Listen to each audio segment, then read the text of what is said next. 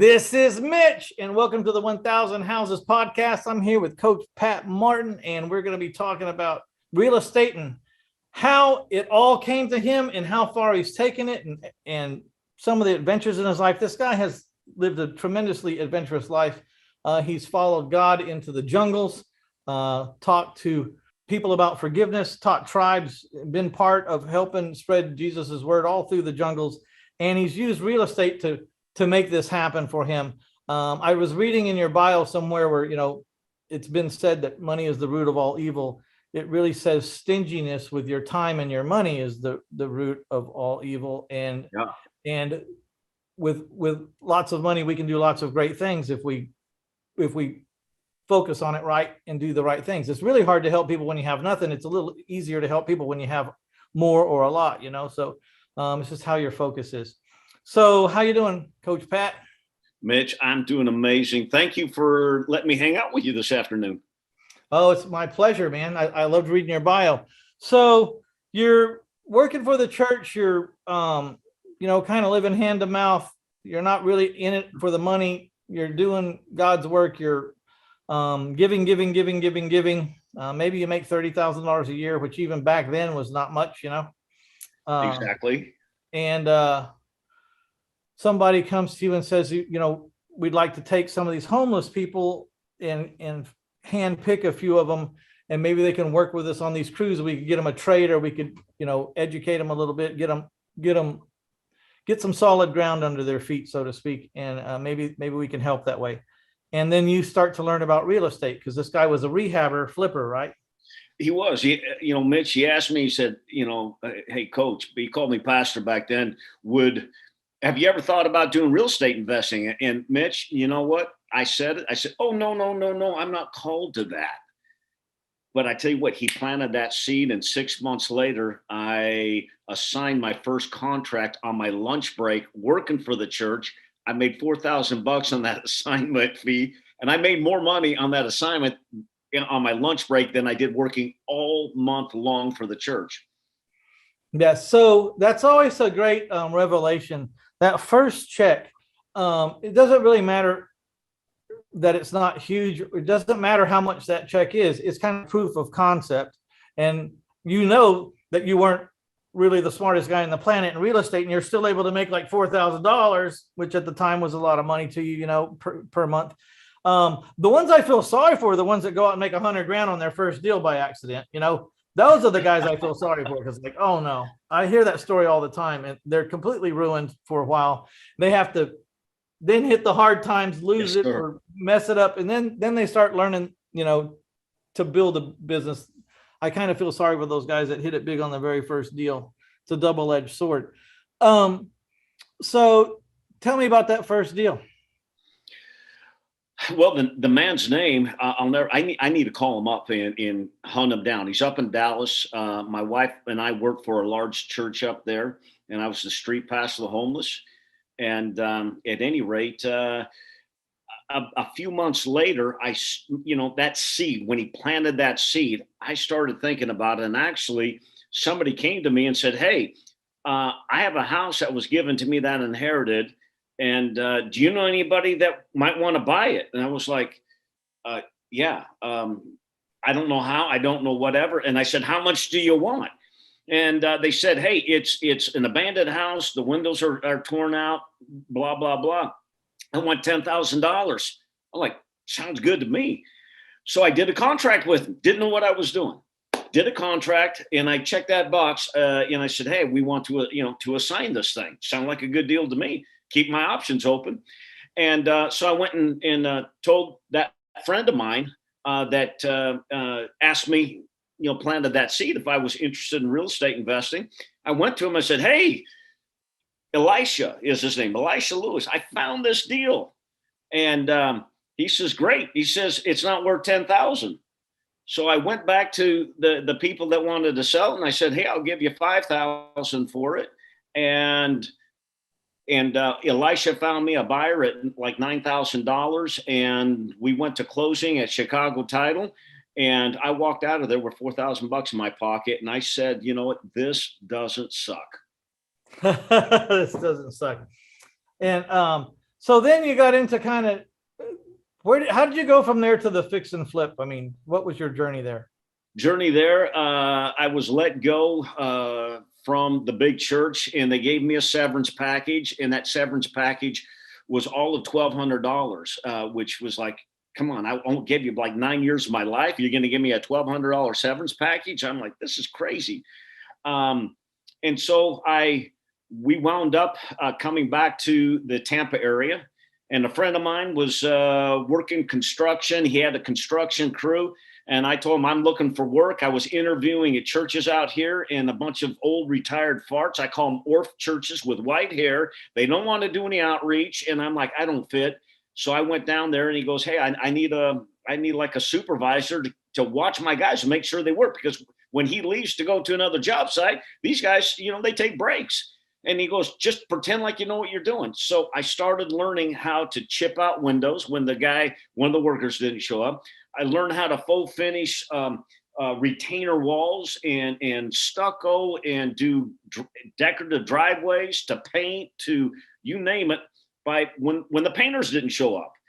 And so I was on the job training, learning how to rehab, not realizing what I was doing. And my wife wound up getting a tape set of real estate. And Who was it? Ron LeGrand, the red one, the blue one, and the yellow, the tape set. Back, they weren't even CDs. Cassettes. Yeah, they were cassettes. And so I started listening I was driving 2 hours from the north side of Tampa to Sarasota, and I put in the tapes, man. I was just listening to them. And after, you listen to Ron LeGrand for, a couple of months, I went out, I made ridiculous offers. I used the mail formula. I got my first house. We rehabbed it as a family. We'd order pizza at night. The kids would, they would do whatever, help out and paint and whatever. And they'd fall asleep in the living room. We'd work until about midnight. And I did a round robin auction, Mitch, because I read a book, man. It's all about education. So I read a book. I did a weekend sale, round robin auction on Valentine's weekend. Sell your house in 7 days, right? 5 days. 5 days. Yeah. 7 days, 5 days. It was probably 7 days, come to think of it. But that weekend, I had over 90 people show up. And Mitch, I closed and put in my pocket $29,992.43. You remember that number, huh? That didn't suck, brother. You remember that number. Okay, so but you're out there doing it like we all started doing it. You're doing the work yourself. How long does it take you to figure out that that's not what you're supposed to be doing? You're right. It did. It took about 3 or 4 more rehabs. And then I'm like, hey, we can hire this stuff out. Yeah. Well, a couple of $29,000 checks will give you make you a little bolder. Yeah. And you know what? We had an educational fund. So we took a portion of that and $2,500, and we went and spent it on seminars and boot camps to educate ourselves to go to that next level. So every deal we put money aside to go to a boot camp, and we started out with Ron LeGrand's boot camps back in the day. Yeah, I started with Ron LeGrand and Lou Brown. They were my 2 favorites. Yep. My very first one that I ever ordered was a Carlton Sheets. Yeah. And, back before the digital age, there was so many people that bought, let me say this. I bought that Carlton Sheets thing, and it was rather expensive for me. And I ordered it, from the TV midnight infomercial, and it was expensive for me. You know what I mean? Like, yeah. And then I didn't even open the box. I was so intimidated by the whole thing. I didn't ever get to it, really. I did eventually read some books and go to a boot camp, and then that's kind of how I started. But I found that box one day, and I never opened it, and I always wondered, why didn't you open it? And I said, I guess I was so afraid of not understanding the paperwork and all the terms and everything that it was intimidating to me. But I took that lesson, and one day I wanted to order the Tony Robbins stuff, but of course his was like $800 a month for 6 months or something. It was like a really high ticket thing, and it was 32 CDs and the whole thing. And I thought to myself, I wonder how many people have bought this thing like I did the Carlton Sheets course. So I placed an ad in the classifieds, and I just said, if you have a Tony Robbins course, the 32 discs, whatever, I'd like to buy it from you if you're done with it. And I bought it for $50 in a parking lot, and there was a cellophane taken off of the very first CD, but all the rest of them were still in the cellophane, wrapped. And so I did a lot better with that one. I got through a large portion of it. It was not for me. I have an ADD, if you haven't noticed. Like, so I don't stay with a topic really long. So it's good, man. After about a week or so, I had enough Tony Robbins, and it was time to put him down. Great stuff, and I love the guy, but we all have different ways we learn. You obviously learn the way I do, through doing and Yes, failing sir. and messing up and tearing it all out and starting over again. Oh man. Like you got to make mistakes. If you learn from them, it's a good thing. And those are seminars that you pay for.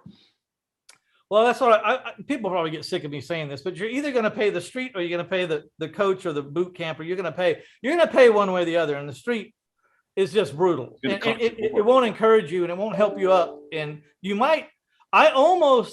because I learned that way, the hard way, through the street. I like to tell everyone I graduated from La Calle U. That's the street in Spanish. Like La Calle University. Yeah, Calle. I'm actually going to get a college ring. I keep threatening to get a college ring that looks like it's from A&M, but around the side it says La Calle U, And when people ask me what college I'm from, I'm going to say La Calle U and hold up my ring. And if they get it, they get it. And if they don't get it, they don't get it. So, but I almost quit because I had a couple of mishaps early on, and to think of how close I came to walking away from an industry that has changed my entire life and many, many people's lives around me, starting with my family, and then beyond that, with the coaching and the teaching and the helping people in town. So it's scary how close I came to walking away from the industry because I didn't get a coach. You know what I mean? Yeah. I think we've all been there, Mitch, all of us, where we get frustrated, we go through, and we're like, oh man, I can't do this anymore. And we get that little victory, that little extra win that just pushes us a little bit further. I think what's so right about getting the coaching or the professional advice, or getting in a room with the people that are doing it, or getting on a group coaching call, or whatever it is that you see other people doing it, and you're talking to them, or you're at the seminar and you have lunch with them, and then you can say to yourself, if that guy can do it, I can do it. He's not smarter than me. Oh yeah. Or what, I'm not to say that I'm smart, but I'm saying he can't be that much smarter than me. You know what I mean? Like this, if he can do it, I can do it. Or when you go and a guy gets on the call and says, yeah, I just made 50 grand. This is what I did with a mobile home. I'm like, holy cow. So it's kind of giving validation to the strategies that they work. You might not be doing it yourself, but there's these guys on the call, or the guys in the room that are doing it. And you can kind of stand up next to them and go, well, they don't look that much different than me. Or you wonder like, how in the world were they successful? Yeah. Like if this guy did it, like, what am I waiting for? Exactly. Yeah. So you have a course. First of all, you wrote a book called Pre-Foreclosure Profits, right? Pre-foreclosure cash cow. Okay. Pre-foreclosure rental riches is really what it is. Okay. Pre-foreclosure rental riches. And then today you have a course out. It's normally like $2,000, but if you'll buy it through the link here, and I'm going to give the link.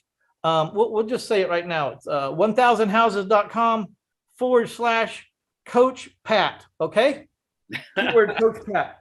And if you go there, the course is regularly $2,000. It's $24.95. So basically $2,500. Okay. And so you can get it for basically $1,000, a little under $1,000, a couple dollars under $1,000. So what is that? What are they going to learn if they go to that direction? Well, I stumbled into this, Mitch, back in the foreclosure boom of the 2008, 2009, 2010. We were doing, 40 to 60 short sales a month. And then sometimes we come across these houses where we couldn't do a short sale. And I got with my attorney. He was I can't call him a business partner, but he was my business colleague, and we were joint venturing together. And we stumbled across where we picked up these houses, and when we couldn't do a short sale, we rented them from the owner. The owner has the legitimate right. Now, I'm not an attorney, so don't take anything I say as legal advice, but my attorney would tell me a homeowner has a legal right, whether he has an apartment complex or he has his own home, he's got the legal right to rent out his house, even if he's behind and in default, no matter what place in default he might be, unless the bank puts a motion together and they want to collect the rental income and have it paid into the court registry, of which I've done this for 12 years, Mitch, and that's not happened to me, not even one time. Yeah, the bank's not going to go down there and knock on the door and say, send your payment over here instead of over there. They're not going to do it. So really, it's very simple. We find these vacant houses that are in default, and I have a few phrases that I use to get the homeowner's interest, to pique their interest. You have to do it in about 10 seconds, and I'll share what that is. And we rent the home from the homeowner with the right to sublet, but I rent it at a discounted, distressed rental rate, which comes out to about 25% of what I can rent the home to my tenant. And so when I get a homeowner on the phone, I use some programs. Now you can drive for dollars, you can partner up, and I use mailmen, because mailmen know every vacant house in the farming areas that I want to farm in. I don't want to be in the war zones. I want to be in some gated communities. So I give away $500 gift cards. It's not cash, no name on it, and I give that to my mailman. Actually, she's a mail lady, and I give that to her, and she's like, "Oh my God, I'm looking for more properties." But there's all kinds of ways that you can get the leads. We skip trace them, and we called up the homeowner. And Mitch, if I was calling you up on the phone, I would say, hey, ring, ring, ring. Hey, this is Coach Pat. I'm trying to find Mitch. And I was hoping he might be able to help me out.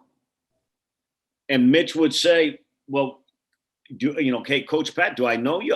What's this about? When you ask somebody, I'm hoping you might be able to help me out, it pulls a wall down, and you're not trying to sell that person something. And when I get Mitch on the phone, the homeowner, and I say, Mitch, you don't know me, but I noticed your house on 123 Elm Street. It looked vacant, and I'm looking for a place to rent. And I was hoping you could help me out. That is my foot in the door, and that opens up the conversation, because I'm not approaching them saying, and I know people do this out there. Hey, I'd like to buy your house. I've got all cash and I can close quickly, click. But when you ask them, and I approach you, I was hoping you might be able to help. I'm looking for a place to rent, Mitch, and I noticed a house on Elm Street, and I think you're the owner, and it looked vacant. Can you help me out?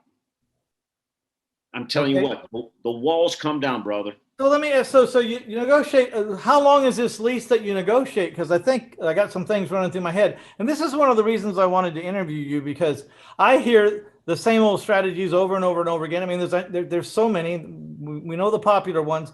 My strategy might be a little out of the box more than normal. Of course, it's getting more normal now after me and other people have been talking about it for 20 years, but seller financing the houses on 30-year notes with no balloons. But then I heard, you're renting houses with the right to sublet, which I've heard of in the Airbnb courses, but I never thought to just go straight to a rental and get a right to sublease, just a house, just flat out, not Airbnb, not anything, just a house. So I'm going to guess, one is, if it needs work before you can rent it, then you'd have to get a much longer lease, right? Because you got to recoup your money.